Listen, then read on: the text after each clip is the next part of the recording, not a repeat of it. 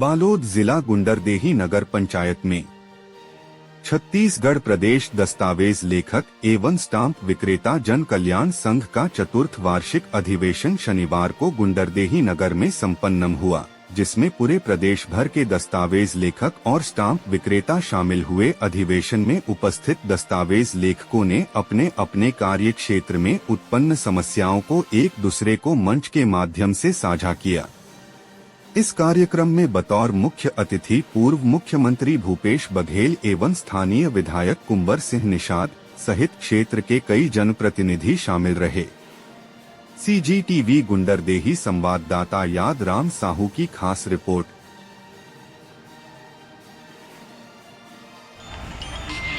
पूरा प्रदेश स्तरीय छत्तीसगढ़ दस्तावेज लेखक संघ स्टाम्प विक्रेता जन कल्याण संघ के वार्षिक अधिवेशन और एमा हम सब आशीष देव और उपस्थित छत्तीसगढ़ सरकार के पूर्व मुख्यमंत्री आदरणीय भूपेश बघेल, जोरदार ताली एक बार स्वागत। साथ ही प्रदेश के अध्यक्ष बड़े भैया मनीष गुप्ता जी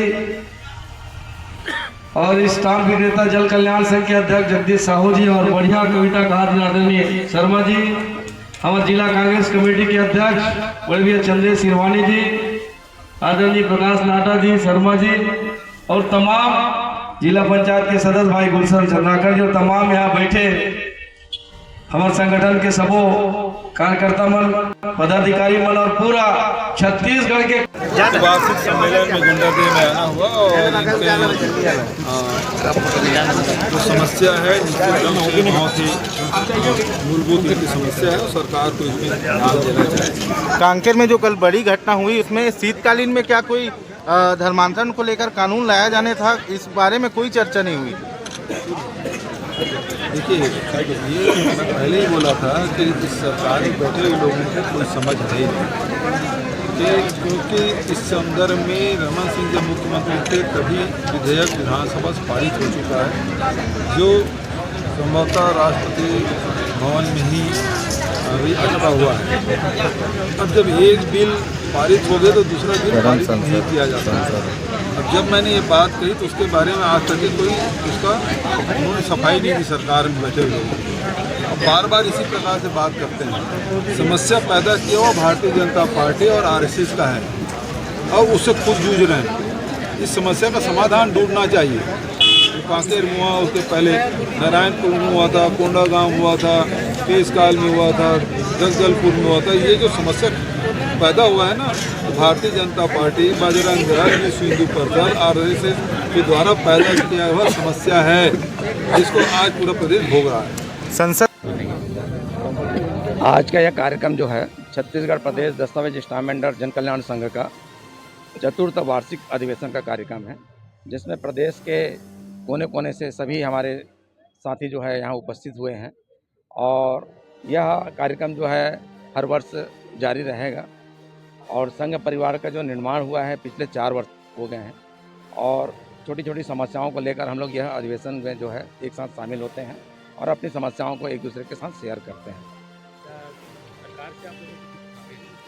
सरकार से हमारी मांगे हैं कि हमने पिछले 8 माह पूर्व छत्तीसगढ़ सरकार से हमने अपने 10 सूत्री मांगों को लेकर हमने 5 दिवसीय हड़ताल किया था और उन्होंने बहुत ही सरल स्वभाव से हमको आश्वासन दिया था। हमारी सभी मांगें जो है जायज़ थी और सभी समस्याओं को बहुत ही जल्द हम पूरा करेंगे करके, लेकिन समस्याएं जो है यथावत है और वर्तमान परिस्थितियां जो बनी हुई है, छत्तीसगढ़ सरकार की जो रवैया है, डिजिटल के नाम पर हम सबको बेरोजगार करने की जो उनकी मंशा बनी हुई है, उसको लेकर हम काफ़ी भयभीत हैं और शायद आज उन्हीं समस्याओं को लेकर हम यहाँ सब उपस्थित हुए हैं। सरकार के समक्ष हमारी मांग अगर पूरी नहीं होती तो समय समय पर हम सरकार को घेरने का भरसक प्रयास करेंगे और अपनी मांगों को लेकर भरसक हम लोग प्रयास करते रहेंगे कि हमारी मांग जो है सरकार हमको सुने और हमारी समस्याओं को जो है पूरा करे। कार्यालय ब्लेगढ़ से जो डिजिटल सर्वे किए हैं उसमें शासन जो डिजिटल सर्वे किए हैं उसमें केवल हमें ही परेशानी नहीं है, जनता को भी इसमें बहुत बड़े समस्या है। अभी जो डिजिटल सर्वे से धान में जो सर्वे कराए हैं उसमें धान में 90% किसानों का धान रकबा कट गया है। वैसे ही इसमें भी डिजिटल सर्वे कर रहे हैं। किसानों को इसमें बहुत बड़ा नुकसान है। हम लोग क्या है अपना रोजी रोटी चला रहे हैं, उसके लिए हम लड़ाई लड़ रहे हैं। लेकिन जैसे डिजिटल सर्वे इसमें जो लागू किए हैं डिजिटल का, उसमें किसानों को भी बहुत बड़ी समस्या होने की संभावना है और हो रहा है। अभी तो केवल इसमें आप लोग का जो जितना रेट बढ़ाया है उसमें दिक्कत हो रही है। लेकिन अगर इस तरीक़े से डिजिटल सर्वे रहेगा, चॉइस सेंटर में जाएंगे तो उससे किसानों को भी बहुत बड़ी समस्या का सामना करना पड़ेगा। अगर दस्तावेज लेखकों को डिजिटल सर्वे के माध्यम से काम कराना चाहते हैं तो उसके लिए एक अलग से आईडी पासपोर्ट जनरेट करें।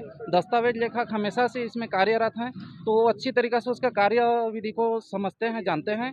तो इसके लिए हम सरकार से अनुरोध करते हैं, अगर डिजिटल सर्वे कराना है तो सभी दस्तावेज लेखकों को एक एक आईडी पासपोर्ट जनरेट करें ताकि वो अच्छे से इस काम को अंजाम दे सकें।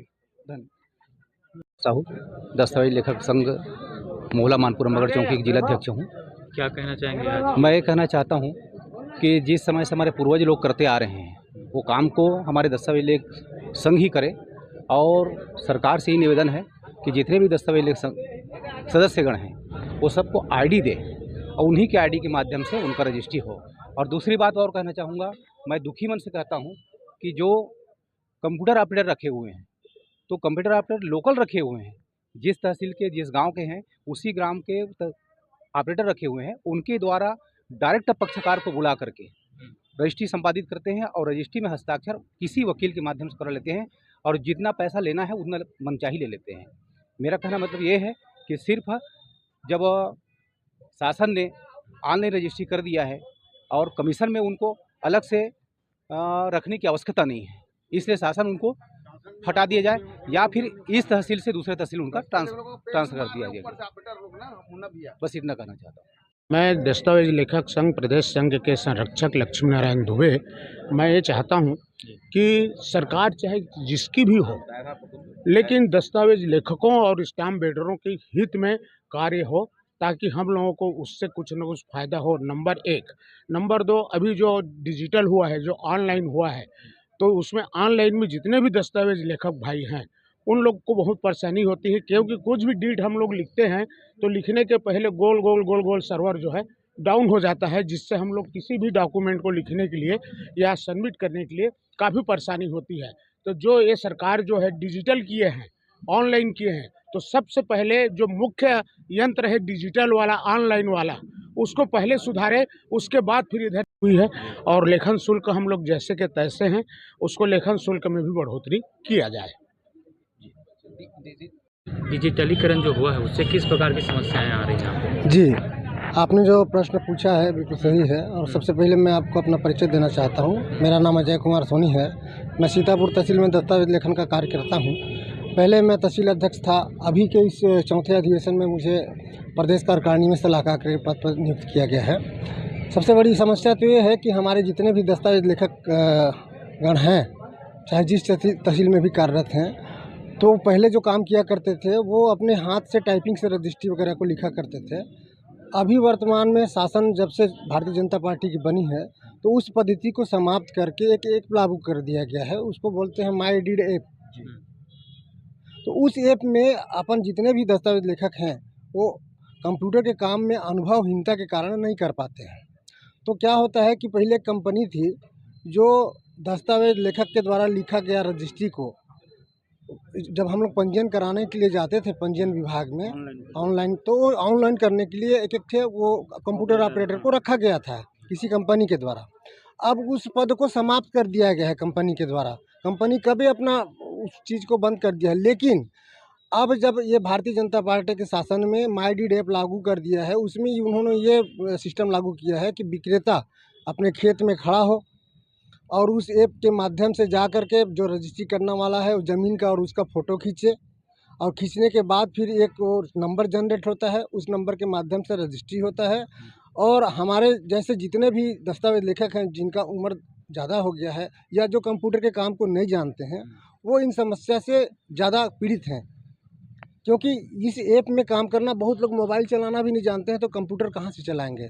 तो हमारा मांग ये है कि ये जो अपना ऐप है माई डीड ऐप, उसको शासन बंद करे और पुराना पद्धति से लागू करे, जो जिससे हमारा पेट वाट चले। और अगर कहीं ये शासन की मंशा है कि हम धीरे धीरे करके इनको निकालें क्योंकि हम शासन की मंशा को समझ रहे हैं कि जगह जगह जो है मतलब लोक सेवा केंद्र खोल दिए, चॉइस सेंटर खोल दिए, हमारे तहसील के जितने भी काम थे उन लोगों को दे दिया गया। हमारे स्टाम्प वेंडर बंधु थे जो मतलब छोटे छोटे स्टाम्प निकाल कर 200, 400, 500 में अपना रजिस्ट्री किया करते थे, 1000, 2000, जिसका बाजार भाव 20,000, 40,000, 50,000 जाता था, उस हिसाब से स्टाम्प लगा लिया करते थे। अब उस सिस्टम को भी बंद कर दिया गया है और ये ई स्टाम्प निकाल दिया गया है और उस ई स्टाम्प को भी हमारे दस्तावेज लेखक बंधु को या स्टाम्प वेंडर लोगों को नहीं दिया जाता है, वो चॉइस सेंटर से आप निकालिए। तो इस तरह धीरे धीरे हम लोगों के पेट में शासन जो है लात मार रही है। तो कुल मिला के क्या है कि अपन ई स्टाम्पिंग व्यवस्था को और ई पंजीयन व्यवस्था को बंद कराना चाहते हैं और शासन यदि हमको निकालना चाहती है, ठीक है, उसकी मंशा में वो रहे, लेकिन हम जितने भी दस्तावेज लेखक हैं, स्टाम्प वेंडर हैं, हमको पंजीयन विभाग में पदस्थ कर दिया जाए। यही मांग आज हमारे प्रदेश सम्मेलन कर दिया जाए। यही मांग आज लेकर के हमने 14 अधिवेशन किया था। हमारे प्रदेश अध्यक्ष माननीय मनीष गुप्ता जी ने भी ये मांग, अभी हमारे बीच में आदरणीय भूपेश बघेल जी आए थे जो पूर्व के छत्तीसगढ़ के मुख्यमंत्री थे और हमें आशा नहीं पूर्ण विश्वास है कि आने वाले समय में अगर वो मुख्यमंत्री बनते हैं तो उन्होंने आश्वासन दिया है कि हम आपकी समस्या को बिल्कुल गहन तरीके से समझे हैं और आपकी समस्या का हम निराकरण करेंगे। आने वाले सत्र में अभी जो 3 दिन का अधिवेशन था वो बहुत छोटा समय काल था, आने वाले सत्र में समय निकलता है। हाँ, और दूसरी बात क्या है कि हम लोगों का दस्तावेज लेखन शुल्क जो होता है वो 10,000 रुपया में हम लोगों को 10 रुपया दिया जाता है। अगर बाजार भाव 10 रुपया जाता है, अगर 50,000 गया तो 25 रुपया, और 50,000 से चाहे 1 करोड़ हो जाए फिर भी उसका जो शुल्क 40 रुपया है। उससे ऊपर या 75 रुपया, उससे ज़्यादा 75 रुपया। तो वो इससे 75 रुपये में क्या हम लोग अपना परिवार पाल लेंगे भैया? नहीं पाल पाएंगे ना। तो सिस्टम जो है ना 1908 से चला 1908 से लेकर के अब तक चला रहा है। आजकल हम लोग जो पार्टियों को जो हमारे पास जो रजिस्ट्री ले तो अपन ये चाहते हैं, वो भी हमको बोलते हैं चाय वाय नहीं पिलाओ। हम तो हमारा बिल तो कम से कम 100-150 रुपये बोलते हैं और उनसे हमको रसीद को 25 रुपये देना पड़ता है। उस स्थिति में हम लोग क्या करेंगे? ये हम अगर मान लीजिए उस शुल्क को बढ़ाने की बात करते हैं या शासन के ऊपर ज़्यादा हावी होते हैं तो हमें नियम कानून का हवाला दे करके धमकाने का कोशिश करते हैं। आज़ादी के समय से आज तक कोई निकाला नहीं, संशोधन नहीं हुआ है हमारे इस बातों में। इन्हीं सब बातों को लेकर के 4था अधिवेशन आज गुंडरदेही ग्राम नगर पंचायत में किया गया था, जिसमें हमने अपने मांग को आदरणीय भूपेश बघेल जी के समक्ष रखा है। आश्वासन मिला है और हमें चाहते हैं कि शासन हमारी बातों को सुने, हमारी समस्या का निराकरण। यही कह करके मैं अपना वाणी को विराम देता हूँ। ये धन्यवाद। ओकरो मन के स्वागत है, अभिनंदन है। ये 4था वार्षिक सम्मेलन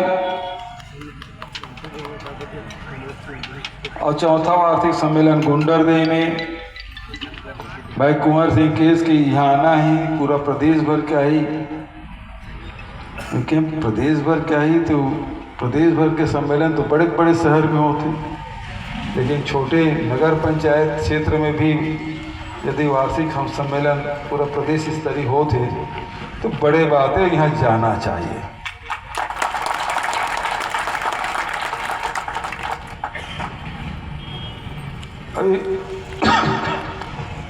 अभी बता रही थी कि 1908 से काम चलत है, लेकिन एक गठन है ना 2021 में। पूरा प्रदेश स्तरीय छत्तीसगढ़ दस्तावेज लेखक संघ और स्टाम्प विक्रेता जन कल्याण संघ के वार्षिक अधिवेशन और एमा हम सब आशीष देव और उपस्थित छत्तीसगढ़ सरकार के पूर्व मुख्यमंत्री आदरणीय भूपेश बघेल जी, जोरदार ताली एक बार स्वागत। साथ ही प्रदेश के अध्यक्ष बड़े भैया मनीष गुप्ता जी और स्टाम्प विक्रेता जल कल्याण संघ के अध्यक्ष जगदीश साहू जी और बढ़िया कविताकार आदरणीय शर्मा जी, हमारे जिला कांग्रेस कमेटी के अध्यक्ष बड़े भैया चंद्रेश सिरवानी जी, आदरणीय प्रकाश नाटा जी, शर्मा जी और तमाम जिला पंचायत के सदस्य भाई गुलशन चंद्राकर जी और तमाम यहाँ बैठे हमारे संगठन के सबो कार्यकर्ता मन, पदाधिकारी मन और पूरा छत्तीसगढ़ के पुनः बनना जो तुझे भी जीता तो मन को फिर तैयार कर। मदराह देख तू शांत लहर की, मदराह देख तू शांत लहर की, ये बुर्दों को पार लगाती है, तू चढ़ लहरों की छाती पर, ये हौसलों से ही घबराती है। यह कश्ती हुई खुशी की यह कश्ती पार हुई उसी की जिसने किया भरोसा पतवार पर। क्या हुआ जो हार हुई, अब हार पर मतरार कर। बहुत बहुत धन्यवाद शर्मा जी। और बात का आगे बढ़ावत हुए